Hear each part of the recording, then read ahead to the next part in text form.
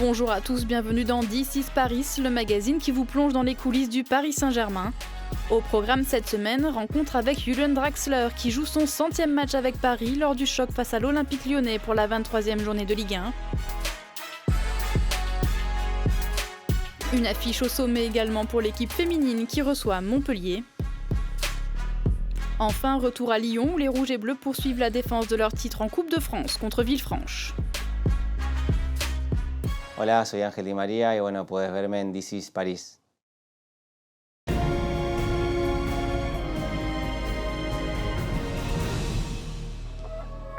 Toujours invaincu en championnat après sa victoire face à Rennes le week-end dernier, Paris se prépare à affronter Lyon. Une rencontre à la saveur particulière pour Julian Draxler qui fêtera au Groupama Stadium son 100e match officiel avec le maillot parisien. C'est un chiffre spécial pour moi. Le temps passe très vite. Je suis arrivé il y a 2 ans déjà. Je suis heureux comme au premier jour. On a un gros match dimanche. Et pour moi, c'est spécial. Parce que ce sera mon 100e match sous les couleurs du Paris Saint-Germain. Buteur pour toutes ses grandes premières avec le Paris Saint-Germain, auteur de 19 buts et 19 passes décisives, toutes compétitions confondues depuis sa signature dans la capitale en janvier 2017. L'international allemand de 25 ans confirme son talent match après match.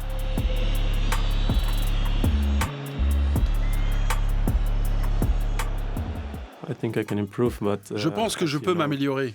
Mais comme vous savez, Kylian et Neymar sont arrivés et maintenant, je joue au milieu de terrain.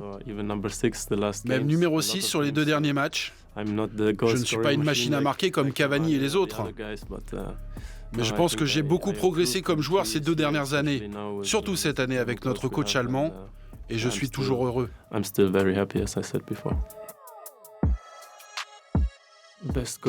but le plus important, c'était contre Barcelone à domicile.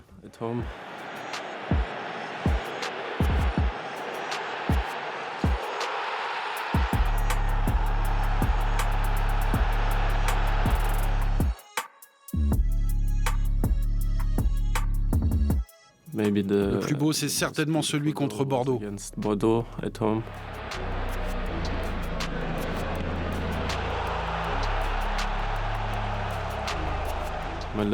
Avec mon pied gauche, une reprise de volée sur une passe de Kylian. Sinon, un autre but spécial pour moi, c'est le premier que j'ai marqué au Parc des Princes, contre Bastia, quand j'ai piqué le ballon au-dessus du gardien.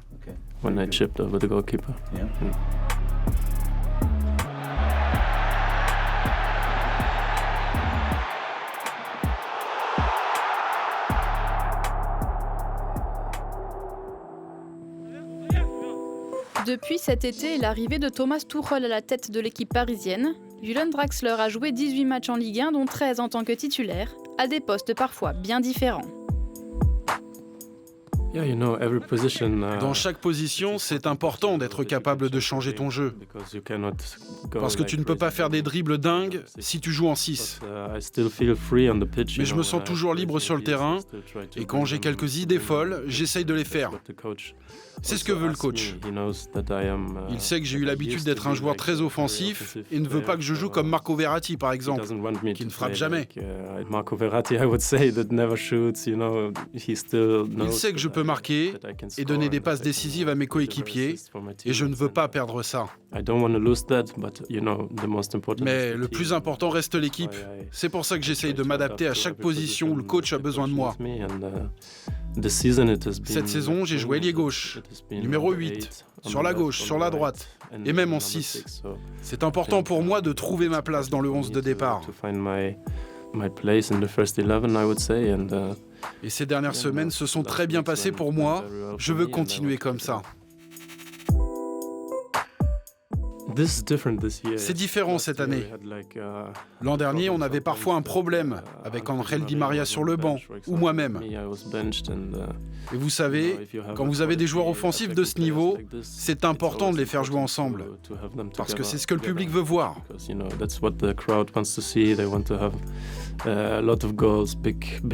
Les supporters veulent voir beaucoup de buts, des gros matchs. Mais le coach est suffisamment intelligent pour savoir que ce n'est pas qu'avec du football offensif que nous allons gagner des choses cette année. Il observe notre adversaire et choisit la meilleure tactique et le meilleur 11.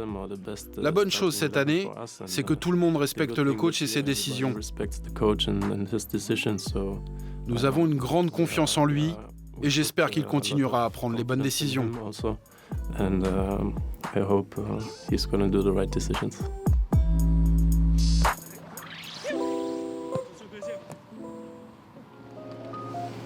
Dimanche, matin du match, direction Lyon. Monsieur.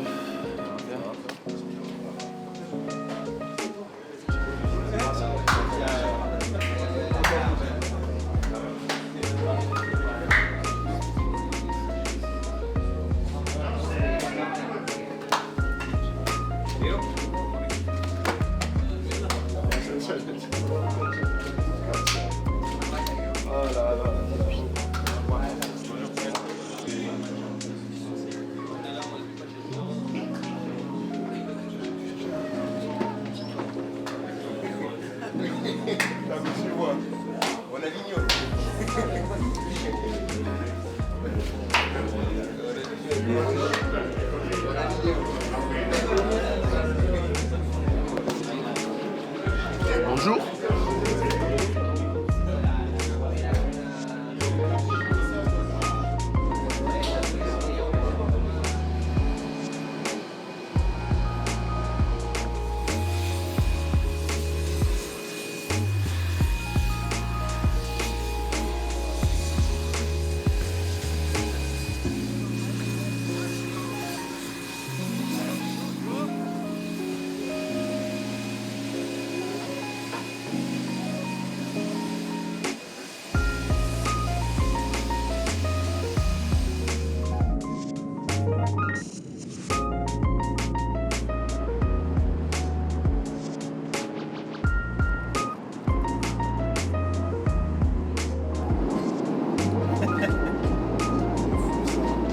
Il est malade, laisse-lui tranquille, laisse-lui tranquille. Viens-toi alors, petit bébé.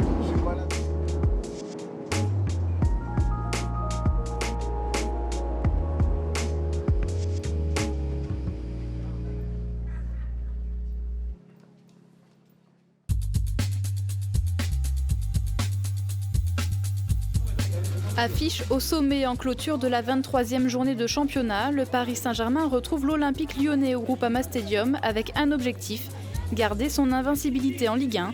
Mais la tâche ne s'annonce pas simple pour des Parisiens battus à 2 reprises sur leurs 3 derniers matchs dans l'élite en terre lyonnaise.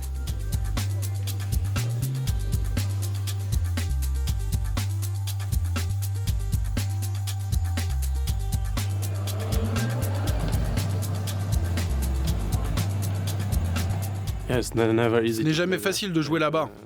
Ils ont une bonne équipe, sont toujours qualifiés en Ligue des Champions. Ça montre qu'ils ont l'ambition de jouer du bon football. Ils ont de très bons joueurs, mais je pense qu'on reste la meilleure équipe et nous devons le prouver sur le terrain. Je suis certain qu'on va rester invaincus.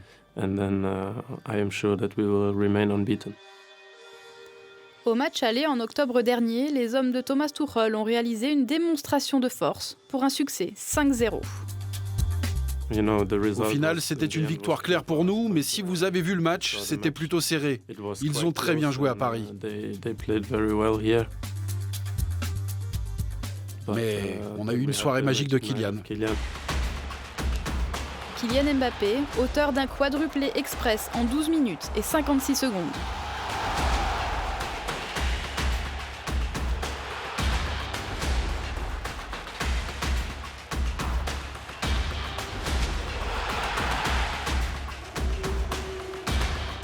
Tout le monde a dit que le match était facile, mais ce n'était pas le cas. Je m'attends à un match compliqué.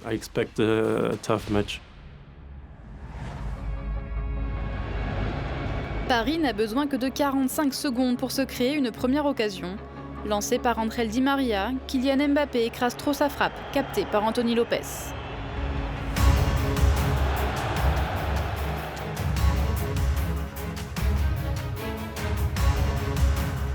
Mais la deuxième opportunité est la bonne. 7e minute, André Di Maria inscrit le 1000e but du club en match officiel de l'ère qatari, sur une passe décisive de Julian Draxler, sa 6e cette saison.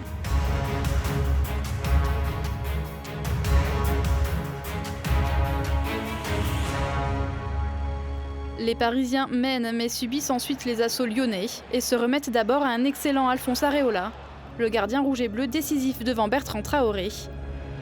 Puis sur la tentative de Nabil Fekir.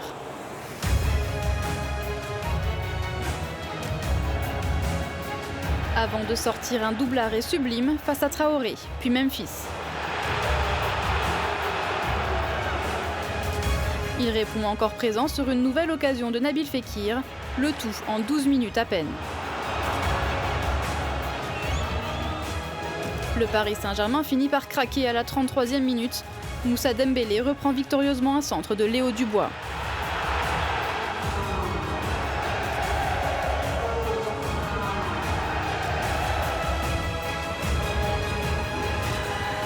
André Di Maria peut redonner l'avantage aux siens juste avant la pause, mais Jason Denayer sauve sur sa ligne.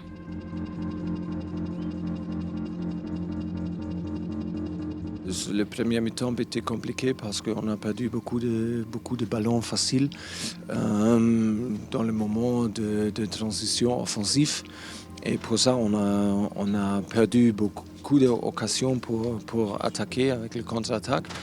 Et on a pris des décisions trop compliquées. Et en même temps, on a eu pendant le premier mi-temps beaucoup d'occasions, beaucoup de grandes occasions, mais aussi Lyon, on doit admettre, ils ont eu beaucoup d'occasions aussi. Et l'Olympique lyonnais confirme au retour des vestiaires. Paris concède son 11e pénalty toute compétition confondue cette saison.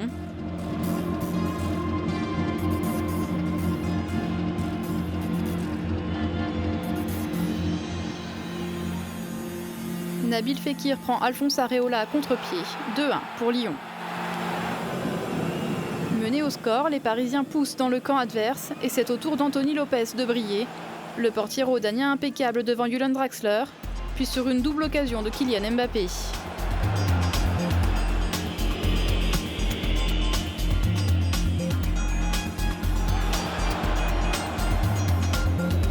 Et quand ce n'est pas le gardien, c'est Ferland Mendy qui détourne la reprise de volée du pied droit de Dani Alves à l'heure de jeu. Kylian Mbappé échoue ensuite à nouveau sur Anthony Lopez.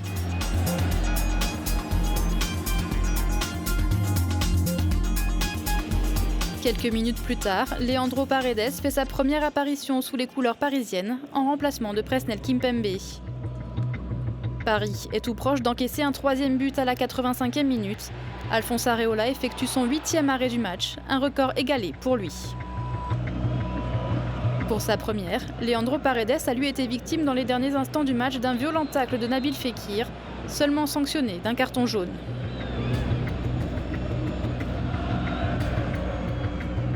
Les Parisiens concèdent leur première défaite en championnat cette saison. La première défaite à l'extérieur depuis janvier 2018, déjà face à Lyon, sur ce même score de 2-1. Dans le foot, on ne peut pas contrôler les résultats, mais la performance, spécialement pendant le deuxième mi-temps, était très bien. Des déceptions, mais c'était un match de haut niveau qui nous a montré des choses, des bonnes choses, des choses moins bonnes. On a beaucoup discuté dans le vestiaire même. Les choses ont été très claires, ce qui a fonctionné, ce qui a moins fonctionné. Alors c'est à nous de travailler sur ce mois très important qui va arriver avec des beaux matchs, des beaux échanges pour être au niveau dans les grands défis.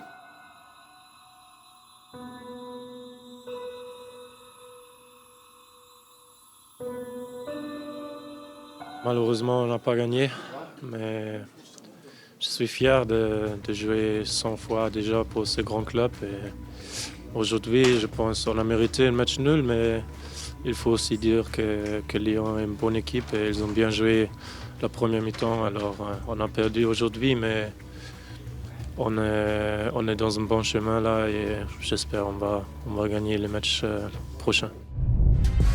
À suivre dans D6 Paris, objectif première place du classement pour l'équipe féminine du Paris Saint-Germain au moment d'accueillir Montpellier. Puis place à la magie de la Coupe de France, Paris affronte Villefranche en 8e de finale.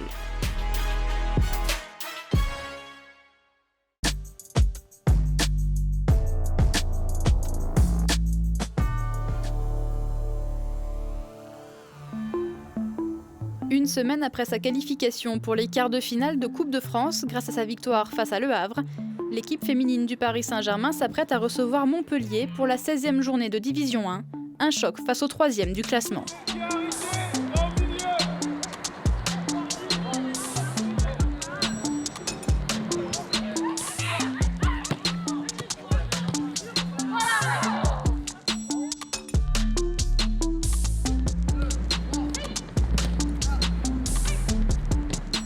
Cette semaine, on a bien bossé, bien travaillé, mais pour nous, c'est de rester dans notre match et de porter notre qualité défensivement et offensivement.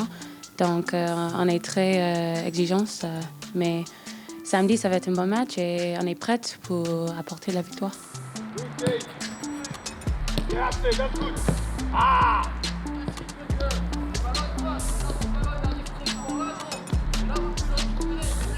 Samedi, on aura fort à faire face à une des meilleures équipes du championnat, qui est 3e, qui est juste derrière nous. Je pense que le premier objectif pour nous, c'est finalement d'acquérir notre place définitivement en Ligue des Champions l'année prochaine. Une rencontre toujours spéciale pour Perle Moroni. La défenseure latérale parisienne qui a prolongé son contrat avec Paris il y a quelques jours est native de la cité héroltaise. J'ai grandi à Montpellier, je suis née là-bas. Mais après, ça a toujours été quand même le PSG, mon club de cœur. Mais c'est vrai que Montpellier, j'ai de l'affection pour ce club. Mais après, quand je vais être sur le terrain, je pense plus à Montpellier. C'est PSG avant tout.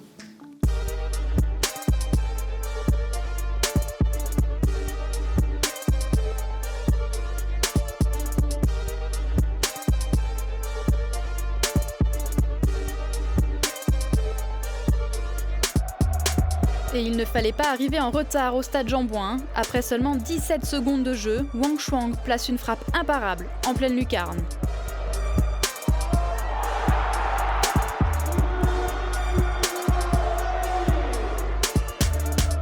Magnifiquement servi par Marie-Antoinette Scatoto, Grace Gayoro double la mise 5 petites minutes plus tard.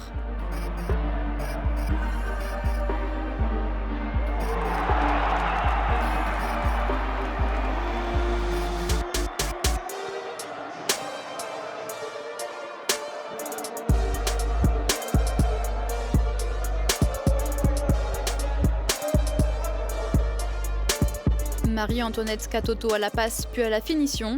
La meilleure buteuse du championnat profite d'un excellent travail côté gauche d'Ashley Lawrence pour tromper Casey Murphy, la gardienne montpelliéraine. 3-0 à la mi-temps.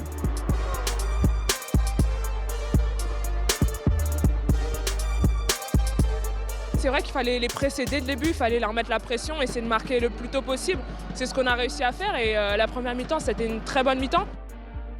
Je crois que c'est une de nos meilleures premières mi-temps de la saison. On savait que les Montpelliéraines étaient un petit peu dans le doute, même si elles restaient sur une belle victoire contre Soyaux. Mais il fallait qu'on leur montre qu'on était déterminés dans ce match et qu'on voulait absolument le gagner pour prendre provisoirement la tête du classement, quoi. Voilà. Et je crois qu'on a fait ce qu'il fallait. En marquant aussi rapidement, ça nous a donné confiance. Les filles d'Olivier Chouafny inscrivent un 4e but juste avant la fin de la rencontre, sur une action qui part de Katarzyna Kirdzinek. Ashley Lawrence déborde et trouve Nadia Nadim dans la surface. La nouvelle recrue parisienne entre à la 69e minute, ajuste Casey Murphy. Victoire finale 4-0 des Parisiennes.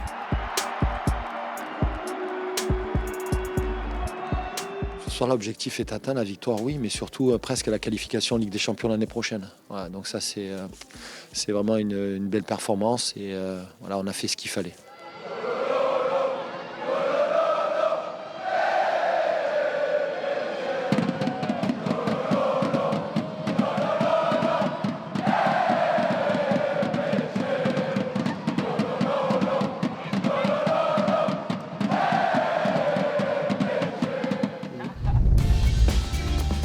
Marco Verratti de retour à l'entraînement cette semaine.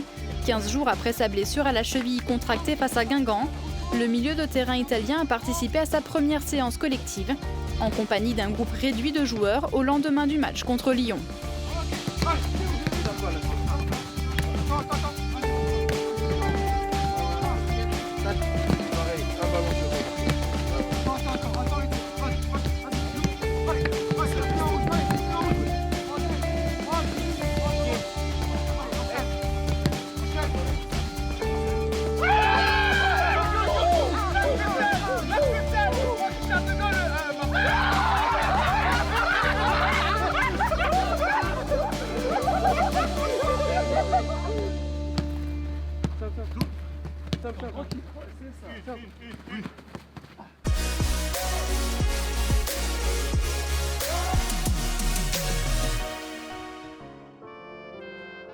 Mercredi, les joueurs parisiens ont embarqué vers Lyon pour un deuxième match au Groupama Stadium en 3 jours.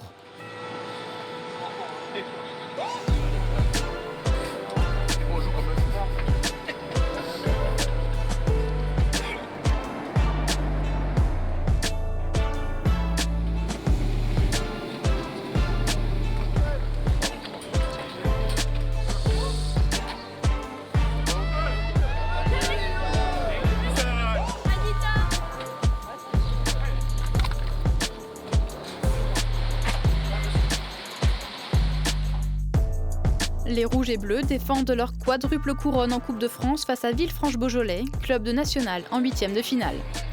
5 changements sont à signaler par rapport au match contre Lyon. Thomas Meunier, Christopher Nkunku, Moussa Diaby et Eric-Maxime Choupo-Moting sont dans le 11 de départ, tout comme Leandro Paredes pour sa toute première titularisation avec Paris.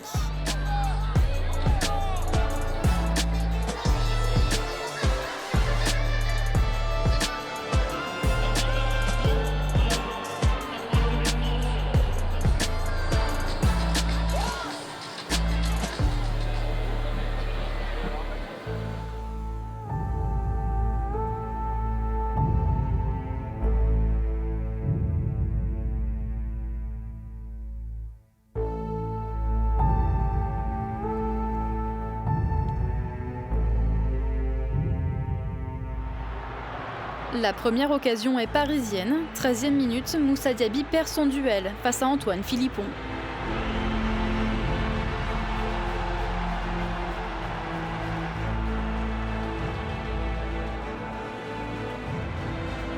On doit faire le premier but quand on a la possibilité. On doit montrer notre qualité dans cette situation parce que ça, c'est la situation peut-être qui est déjà décisive. Faire un but après 12 minutes. Et après, quoi? C'est fini.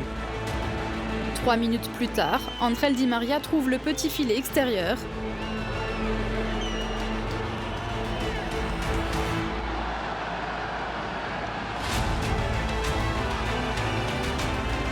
Puis Eric-Maxime Choupo-Moting, lancé en profondeur par Christopher Nkunku, est trop court. Villefranche tient bon et se montre dangereux. La tentative de Nicolas Burel frôle le poteau d'Alphonse Areola. Avant la pause, André Di Maria s'essaye au corner direct, sans réussite. Et j'ai dit ça dans le mi-temps. Reste calme, reste patient, joue avec confiance, joue sérieux. Au retour des vestiaires, Arnold Lemb inquiète Alphonse Areola de loin. Et il faut attendre la 83e minute pour voir la première frappe cadrée parisienne, un coup franc d'Edinson Cavani. Je pense que personne ne s'attendait à aller jusqu'aux prolongations. Mais voilà, c'était un match compliqué. Des fois, il faut des matchs comme ça. Voilà, ça forge le mental. Paris trouve finalement la faille après 12 minutes en prolongation. Profitant d'une passe lumineuse de Marquinhos, Edinson Cavani centre pour la reprise de Julian Draxler.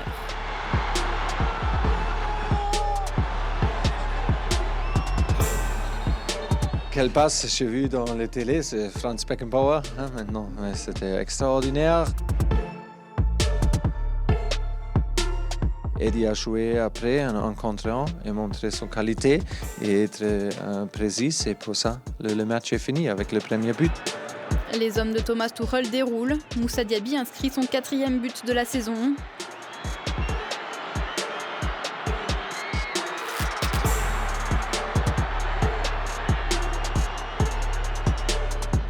Edinson Cavani marque lui le 100e but toute compétition confondue du club en 33 matchs disputés. Toujours en course, le quadruple tenant du titre recevra Dijon en quart de finale.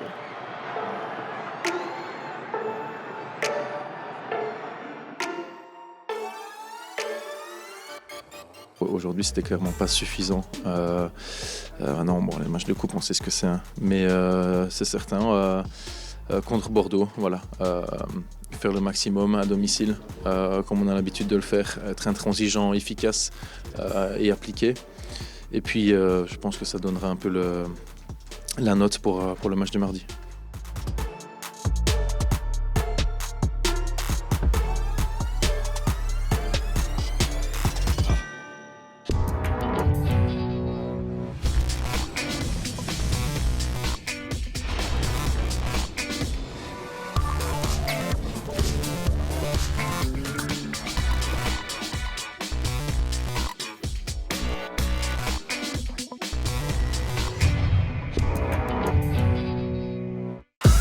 Abonnate al canal de YouTube de Paris Saint-Germain. Abonne-toi à la chaîne YouTube du Paris Saint-Germain. Subscribe to the Paris Saint-Germain channel. Inscreva-se no canal do YouTube do Paris Saint-Germain.